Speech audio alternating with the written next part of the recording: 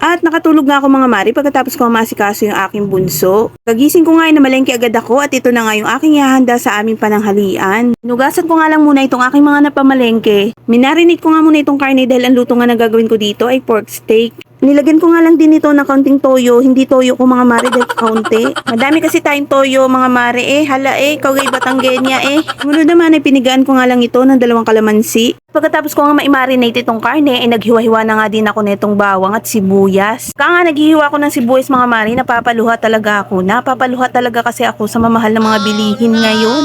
Halos lahat kasi ng mga bilihin ngayon mga mare nagmamahal. Ikaw na lang ata ang hindi minamahal. Pero kahit ang mamahal ng mga bilihin ngayon ay thankful pa rin tayo din nakakaraos tayo sa araw-araw natin. At ang dami ko na namang naging hanash mga mare. So balik na nga tayo dito sa aking pagluluto. So welcome to my kusina ni Mrs. Susana. At ang una ko nga lulutuin mga mare ay itong hipon. Ano ba naman kasi mga mare, yung mga napapanood ko sa reels ay puro hipon. At ito na nga hindi na nga nagpahuling yung kumare kaya for the go na rin sa pagluto ng hipon. Buti nga at napatapat nga sa rest din ni Feeling Boss itong pagluto ko ng hipon. Nung mga oras na yan ay tulog nga din siya dahil nga maaga nga siyang nagising dahil sa paghatid sa kanyang bunso. Napakadami ko na nga naging daldal mga mare. Hindi pa rin ako nakakatapos dito sa aking paghihiwa ng bawang. Ito nga yung part mga mare na ayaw ko pagdating sa pagluluto yung paghihiwa ng mga ganitong sangkap. Ang aking kasing hilig mga mare ang paglilinis at paglalaba. Kaya nga ito si Feeling Boss ay napapabilib ko dahil ako nga daw ay nagluluto na din. At ang sabi ko nga sa kanya ay kailangan ko din magluto para naman may mai-content ako. At ang sabi niya nga ay buti naman ay nagluluto ako. Baka daw matulad doon sa isang misis na hindi na nakapagluto dahil sa kaka-reels at nabigyan nga daw ng star. Kaso ay ibang star atay na pabigay mga mare. Pero naman ako ay hindi ganon mga mare. Mas priority ko pa nga din ang aking pamilya. Ayan na nga inupisan ko na nga lutuin yung hipon mga mare. Nilagay ko nga lang muna yung butter at pagkatapos nga nilagay ko na nga din yung bawang. At pagpasensya nyo na mga mare yung aking paraan sa pagluluto dahil hindi naman tayo professional. At nung nag-aroma na nga itong bawang mga mare, hinulog ko na nga din itong hipon. At hinalo-halo ko lang ito mga mare. Mabilis lang naman kasing maluto itong hipon. At itong ang hipon ay isa sa pinaka-favorite ko talaga. Pero syempre hindi naman pwedeng uubusin ko lahat yan. Pag inubos ko yan mga mare, baka mapasama din naman ang aking lagay. Itong ang hipon na binili ko ay kalahating kilo lang yan mga mare. Kaluto niyan mga mare, hahatiin ko yan, ibibigay ko yung iba dun sa aking biyanan. At ayan na nga, binuhusan ko na nga siya nito ng Sprite at pagkatapos ay tinimplahan ko na nga din ng pamintang durog, yung tigpipiso lang mga mare. At aantayin lang natin kumulo ito ng ilang minuto. Yung Sprite kasi mga mare, isa sa nagpapalasa dito sa may hipon. At habang nagluluto nga ako niyan mga mare, sobrang nababanguhan na nga ako dito sa aking niluluto. Lagyan ko na nga din ng oyster sauce mga mare, pandagdag lasa din. Di ko na nga din nabidyohan mga mare, nilagyan ko na rin pala yan ng katas ng kalamansi. At pinakulo ko lang din ng kaunti mga mare. So ayan na nga, luto na nga itong ating hipon. At pagkatapos ko nga makaluto ng hipon mga mare, sinunod ko na nga din lutuin itong pork steak. Nagluto nga ako niyan mga mare dahil itong aking dalawang junakis hindi nga kumakain ng hipon.